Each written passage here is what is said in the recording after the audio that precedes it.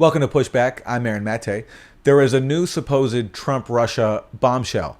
The New York Times and other outlets reporting that Russia has been paying bounties to Afghan militants to kill U.S. soldiers in Afghanistan. Trump and the White House were allegedly briefed on this information, but have taken no action.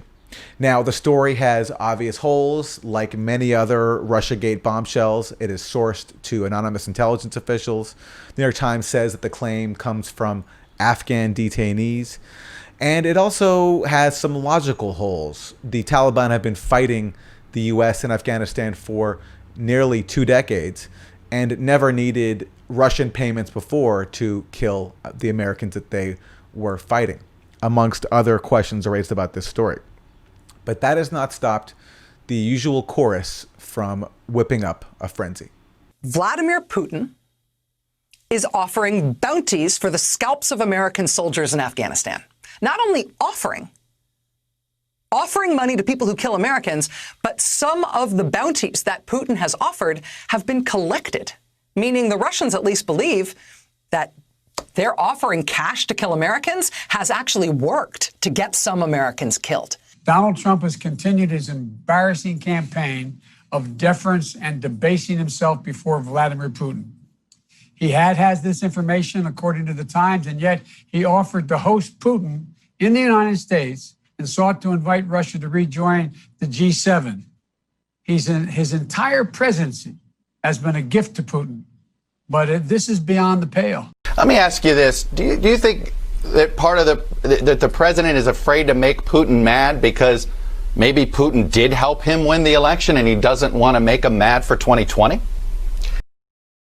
I was not briefed on the Russian military intelligence, but it shows that we need, in this coming defense bill, which we're debating this week, tough sanctions against Russia, which thus far Mitch McConnell has resisted. Joining me now is Max Blumenthal, editor of the Grayzone, author of the Management of Savagery. Max, welcome to Pushback. What is your reaction to this story? I mean, it just feels like so many other episodes that we've witnessed over the past 3 or 4 years, where American intelligence officials basically plant a story in one outlet, the New York Times, which functions as the media wing of the Central Intelligence Agency.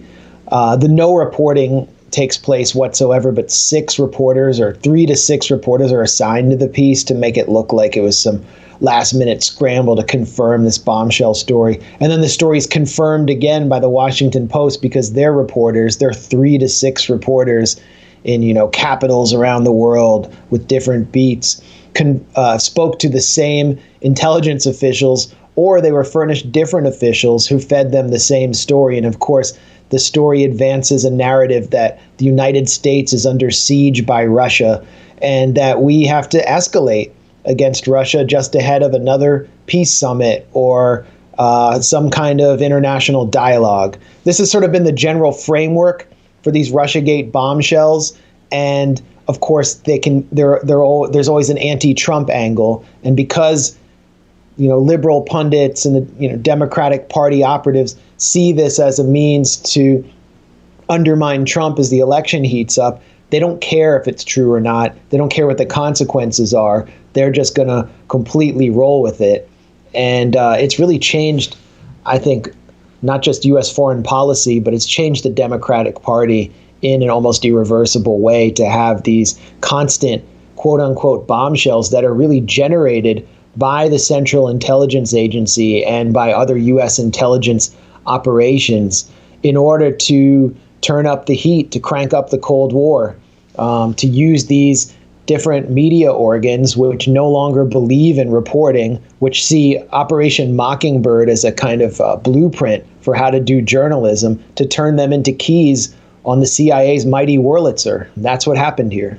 What do you make of the logic of this story? This idea that the Taliban would need Russian money to kill Americans when the Taliban's been fighting the U.S. for nearly 2 decades now. And the sourcing for the story, the same old playbook, anonymous intelligence officials who are citing vague claims about apparently what was said by Afghan detainees. The story has, as I said, it relies on zero reporting. The only source is anonymous American intelligence officials. And I tweeted out a clip of a former CIA operations officer who managed the CIA's operation in Angola when the U.S. was actually fighting on the side of apartheid South Africa against a Marxist government that was backed up by Cuban troops. His name was John Stockwell. And Stockwell talked about how 1/3 of his covert operations staff were propagandists, and that they would feed imaginary stories about Cuban barbarism that were completely false to reporters who were either CIA assets directly or who were just unwitting dupes who would hang on a line waiting for American intelligence officials to feed them stories. And 1 out of every 5 stories was completely false, as Stockwell said. I mean, we could play some of that clip now. It's pretty remarkable to watch it in light of this latest fake bombshell. Another thing is to disseminate propaganda to influence people's minds. And this is a major function of the CIA. And unfortunately, of course, it overlaps into the gathering of information. You have contact with a journalist, you will give him true stories, you'll get information from him, you'll also give him false stories. Can you do this with responsible reporters? Yes, the Church Committee brought it out in 1975, and then Woodward and Bernstein put an article in Rolling Stone a couple of years later. 400 journalists cooperating with the CIA, including some of the biggest names in the business. So basically, I mean, you get the flavor of what someone who was in the CIA at the height of the Cold War, I mean, he did the same thing in Vietnam did, and the playbook is absolutely the same today. This story was dumped on Friday in the New York Times by quote-unquote American intelligence officials as a breakthrough had been made in Afghan peace talks, and a conference was finally set for Doha, Qatar, that would involve the Taliban, which had been seizing massive amounts of territory. Now, it's my understanding, and correct me if I'm wrong, that the Taliban had been fighting one of the most epic examples of a occupying army in modern history, just absolutely chewing away at one of the most powerful militaries in human history in their country for the last 19 years without bounties from Vladimir Putin or private hot dog salesman and St. Petersburg troll farm owner Yevgeny Prigozhin, who's always comes up in these stories. It's always the hot dog guy who's doing everything bad, from fake Facebook ads to poisoning Sergei Skripal or whatever. But I just don't see where the Taliban needs encouragement from Putin to do that. It's their country. They want the U.S. out, and they have succeeded in seizing large amounts of territory. Donald Trump has come into office with a pledge to remove U.S. troops from Afghanistan and ink this deal. And along comes this story as the peace process begins to advance. And what is the end result? We haven't gotten into the domestic politics yet, but the end result is you have supposedly progressive senators like Chris Murphy of Connecticut attacking Trump for not fighting Russia in Afghanistan. I mean, they want a straight up proxy war, for not escalating. You have Richard Haas, the president of the Council of Foreign Relations, someone who's aligned with the Democratic Party, who supported the war in Iraq, and supports just endless war, demanding that the U.S. turn up the heat, not just in Afghanistan, but in Syria. So, the escalatory rhetoric is at a fever pitch right now, and it's obviously going to impact that peace conference. Let's remember that 3 days before Trump's summit with Putin was when Mueller chose to release the indictment of the GRU agents for supposedly hacking the DNC servers. Let's remember that a day before the UN, United Nations Geneva peace talks opened on Syria in 2014 was when U.S. intelligence chose to feed these shady Caesar photos, supposedly showing industrial slaughter of Syrian prisoners, to the New York Times in an investigation that had been funded by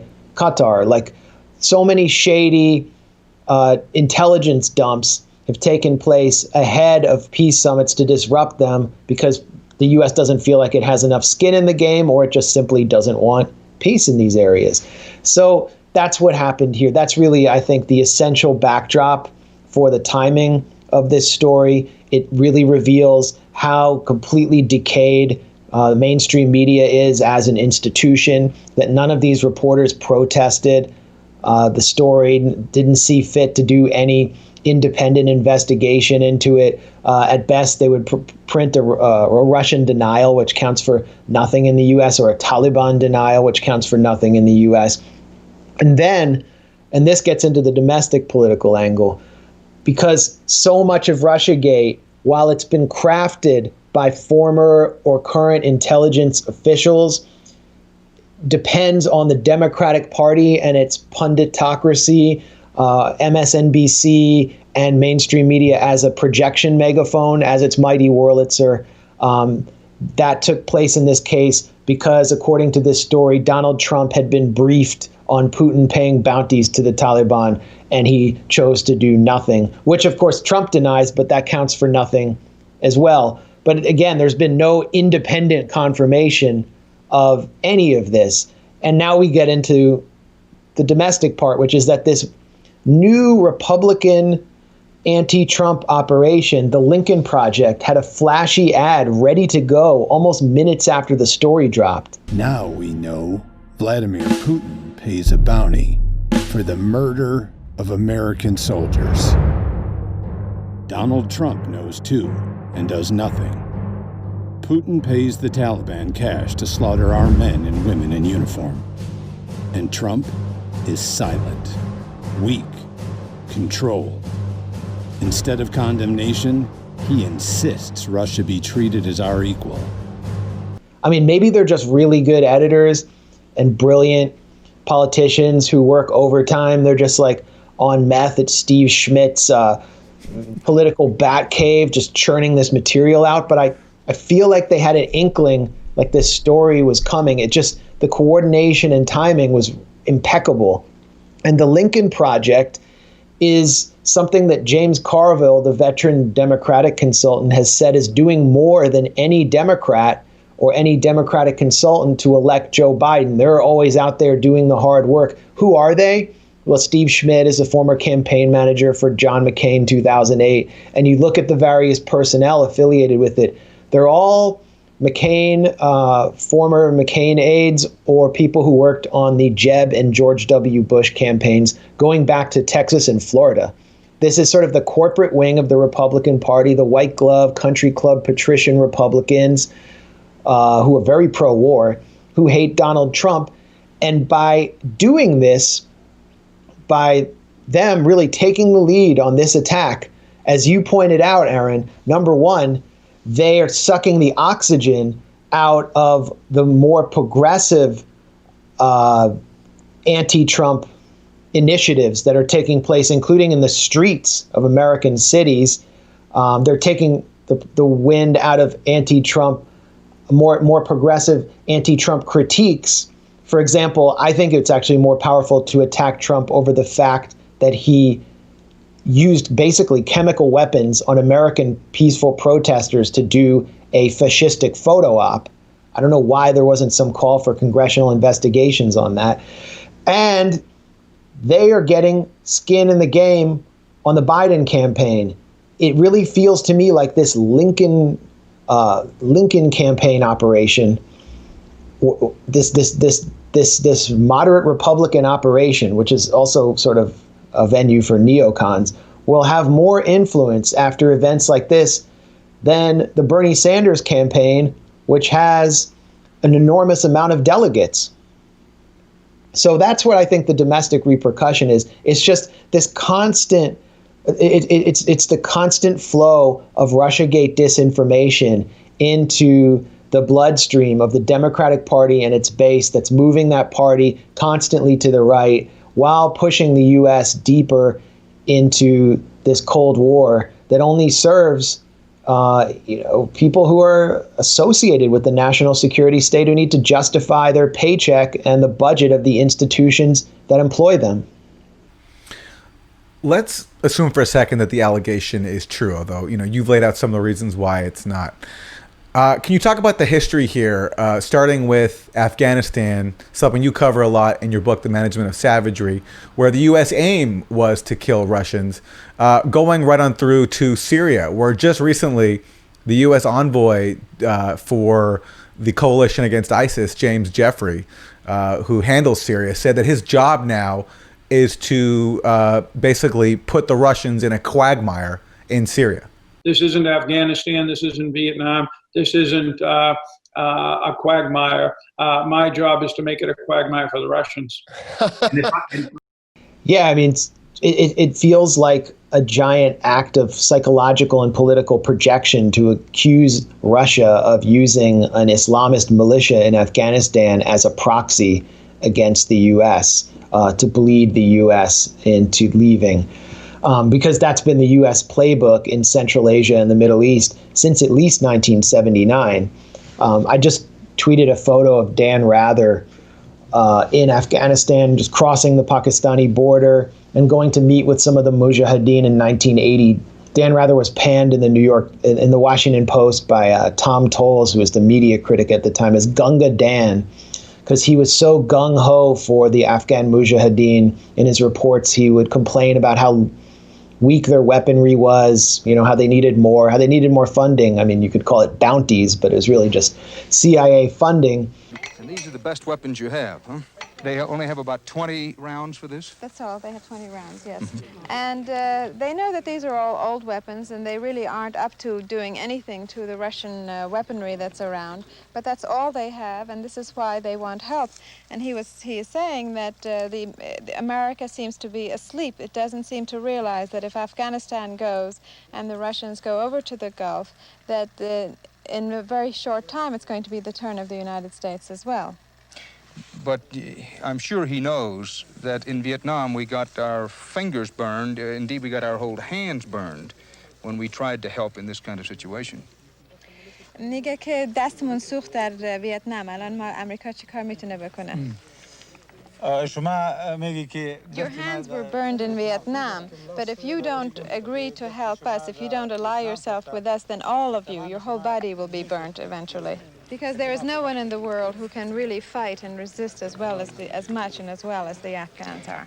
But no American mother wants to send her son to Afghanistan. ولی هیچ کدام مادر امریکایی نمیخواد که پسرش بیاد اینجا بمیره.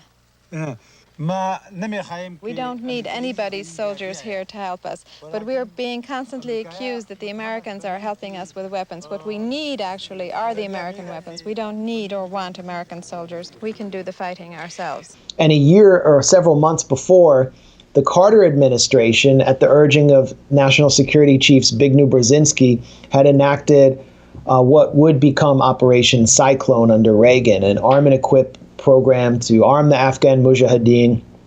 The Saudis put up a matching fund, which helped bring the so-called Services Bureau into the field, where Osama bin Laden became a recruiter for international jihadists to join the battlefield.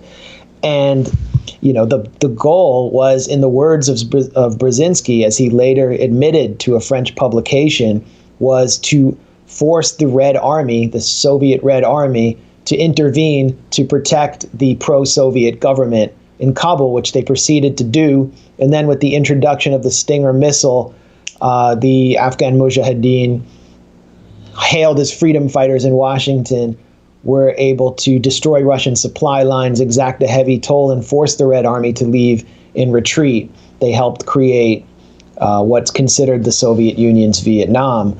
So that was really the blueprint for what Russia's being accused of now.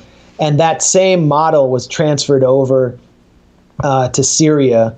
It was also actually proposed for Iraq in the Iraqi Liberation Act in 1998. Then Senate Foreign Relations Chair Jesse Helms actually said that the Afghan Mujahideen should be our model for supporting the Iraqi resistance. So this kind of proxy war was always on the table.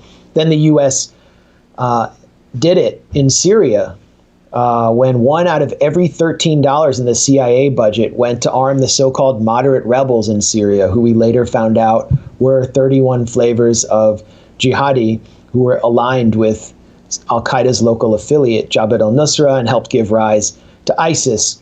Michael Morell, I tweeted some video of him on Charlie Rose back in, I think, 2016. He's the former acting director for the CIA, longtime deputy director. He said, you know, the reason that we're in Syria, what we should be doing is causing Iran and Russia, the two allies of Bashar al-Assad, the Syrian president, to pay a heavy price. We need to make the Iranians pay a price in Syria. We need to make the Russians pay a price. The other thing I would do... We make them pay the price by killing Russians? Yes. And killing Iranians? Yes. Covertly.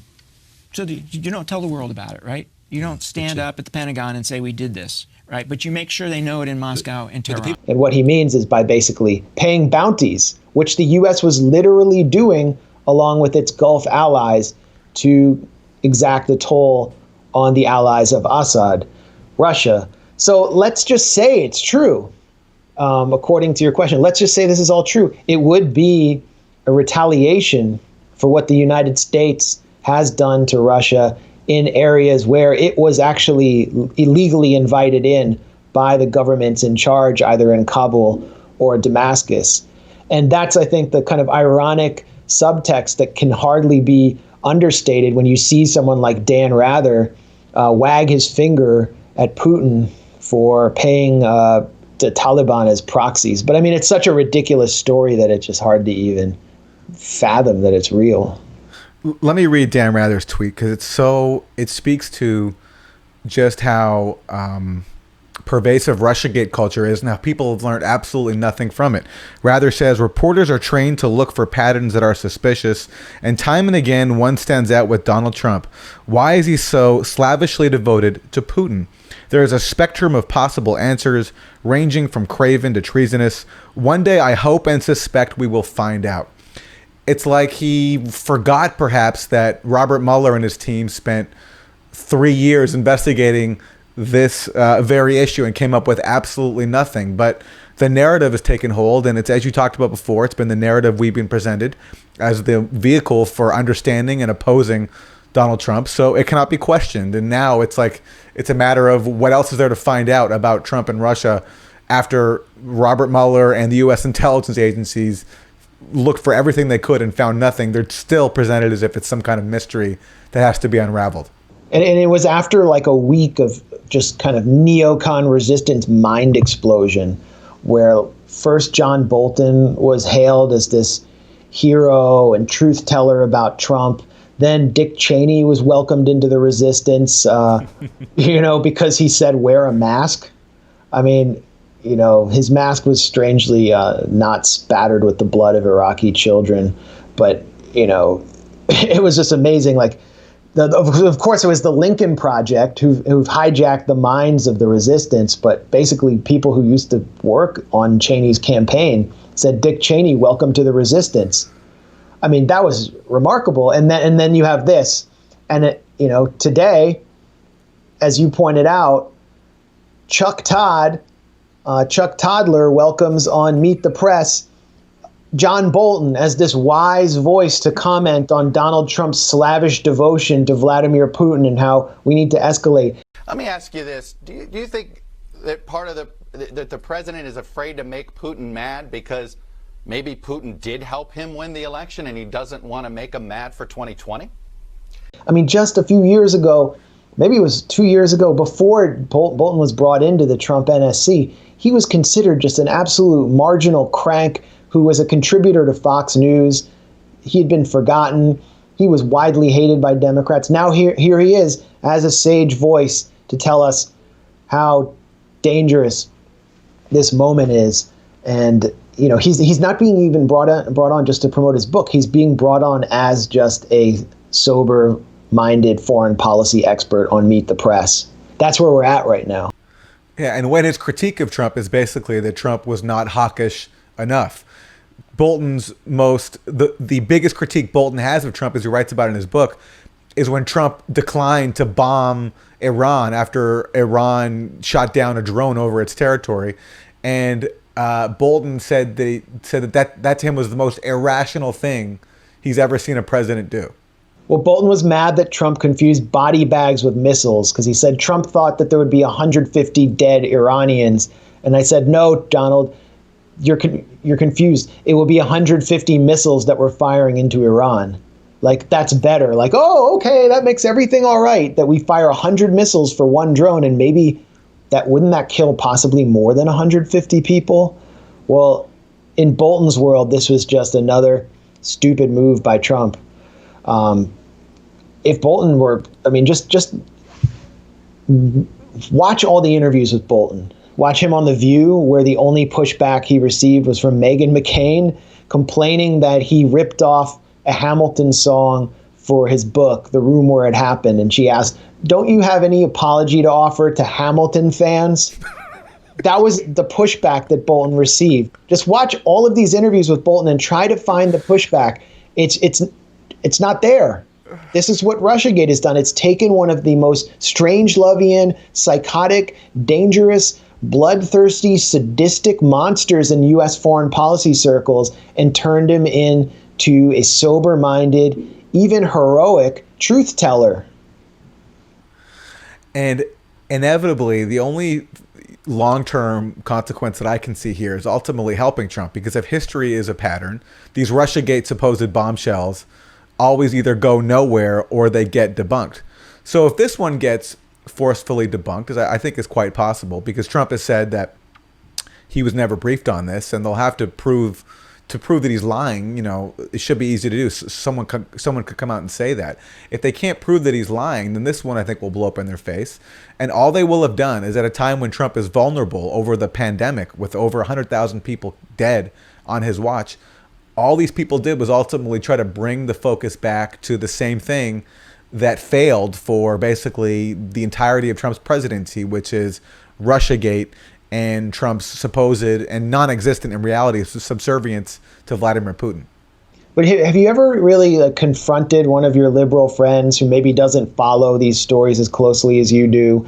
Well-intentioned liberal friend who just has this sense that Russia controls Trump, and ask them to really defend that and provide the receipts and really explain where the Trump administration has just handed the store to Russia? Because what we've seen is an unprecedented, since the height of the Cold War, an unprecedented deterioration of U.S.-Russia relations, with new sanctions on Russia every few months. And you ask them to do that, they can't do it. It's just a sense they get. It's a feeling they get. And that's because these bombshells drop. They get reported on the front pages under banners of papers that declare that democracy dies in darkness, whose brand is something that everybody trusts. The New York Times, the Washington Post, Woodward and Bernstein. And everybody repeats the story again and again and again.